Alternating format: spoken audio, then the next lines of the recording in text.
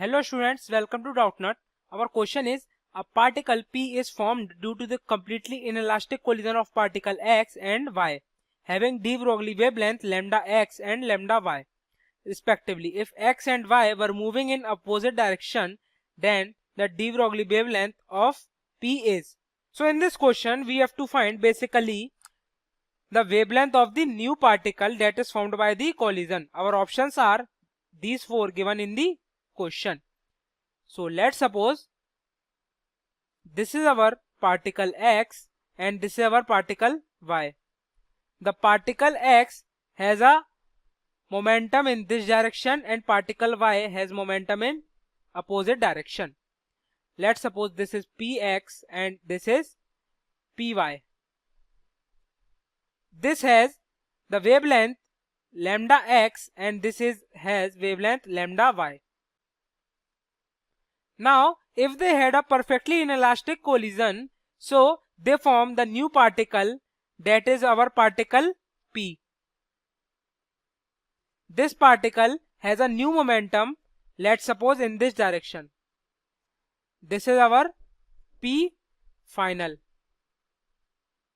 And let's suppose it has a lambda dash. We have to find this lambda. So we can apply the conservation of momentum here. Conservation of momentum. That is initial momentum P initial is equals to P final. Our P initial is Px minus Py. So Px minus Py is equals to P final.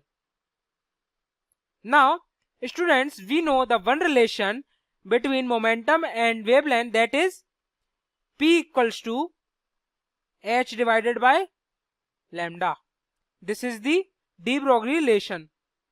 So from here we can write our Px as h divided by lambda x minus h divided by lambda y is equals to h divided by lambda dash.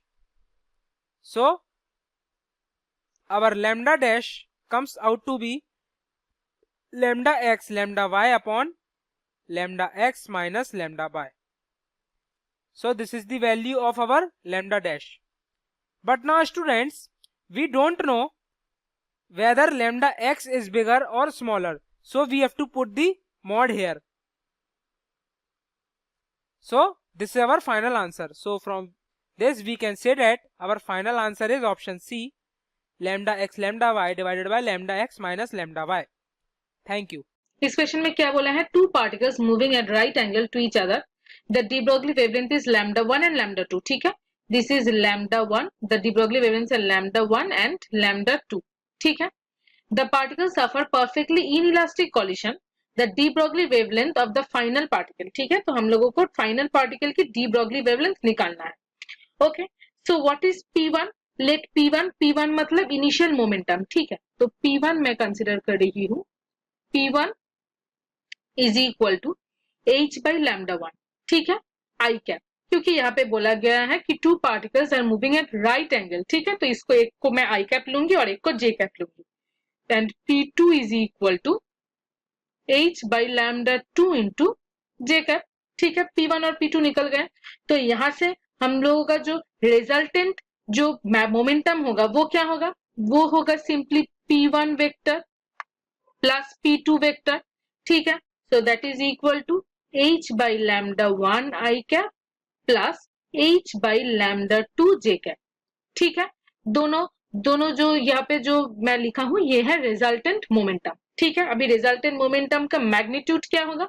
Resultant momentum का magnitude होगा this is equal to simply root over of h by lambda 1 whole square plus h by lambda 2 whole square. ठीक है, क्योंकि दोनों perpendicular है. ठीक है, तो यहाँ से क्या आ रहा है? Let this be h by lambda. ठीक है, मैं कंसिडर कर रही हूँ कि जो फाइनल मोमेंटम जो फाइनल de Broglie वेवलेंथ है वो है लैम्डा. ठीक है, so that is equal to root over h by lambda 1 square plus 8 square by lambda 2 square, ठीक है। तो यहाँ से हम लोग क्या लिख सकते हैं, स्क्वायर कर सकते हैं, 8 square by lambda square is equal to 8 square by lambda 1 square plus 8 square by lambda 2 square, ठीक है। ये निकल गया। अब यहाँ से हम लोग क्या कर सकते हैं, 8 स्क्वायर को कैंसिल कर सकते हैं, ठीक है। 8 स्क्वायर को कैंसिल करके क्या लिख सकते हैं, 1 by lambda square is equal to 1 by lambda 1 square plus 1 by lambda 2 square, ठीक है। ये निकल गया। क्वेश्चन में क्या बोला है, क्वेश्चन में बोला है लैम्डा को निकालने के लिए, ठीक है। तो अगर 1 by lambda square is equal to lambda 1 square plus lambda 2 square by lambda 1 square lambda 2 square, ठीक है। तो यहाँ से लैम्डा क्या आएगा, lambda square will be equal to lambda 1 square lambda 2 square by lambda 1 square plus lambda 2 square.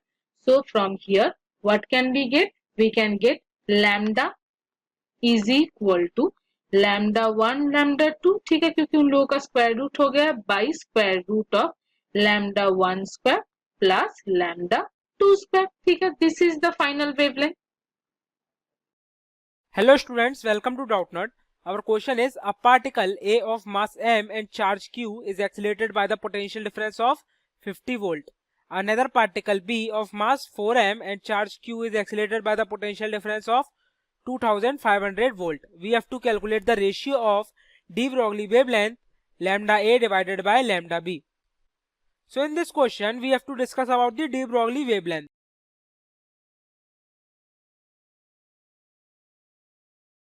De Broglie wavelength lambda is equals to h divided by mv, or we can written as h divided by under root 2m ke, and in the terms of potential energy we can written this as h upon under root 2m into qv. Now we have given the potential difference and masses, so we can calculate the lambda for A, that comes out to be h divided by under root 2 into mass is given m into charge is 50 volt, and lambda B is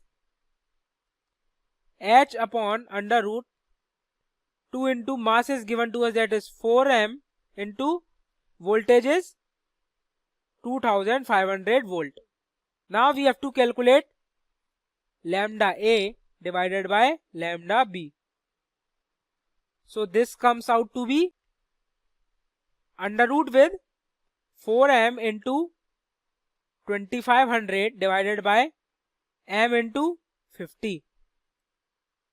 So lambda A divided by lambda B comes out to be 10 root 2, or we can say 14.14. So this is the ratio of lambda A and lambda B. This is our final answer. So from here we can say our correct option is option A, 14.14. Thank you.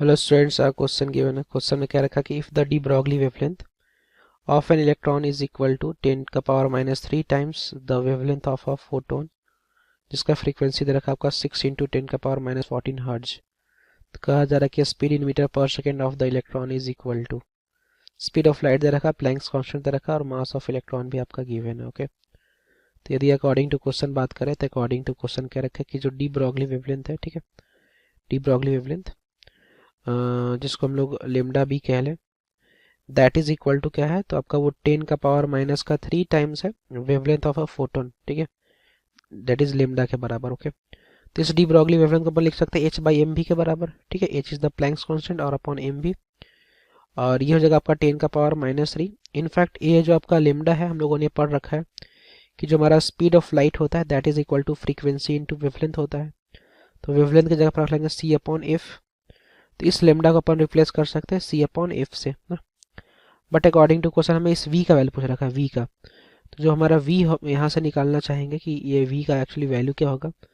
So this we will be equal to ये आपका हो जाएगा H into का हो जाएगा F, and इसको divide कर लेंगे मास और इंटू सी, और ये जो 10 का पावर 3 इधर आएगा तो ये आपका प्लस में ऊपर चला जाएगा, ठीक है।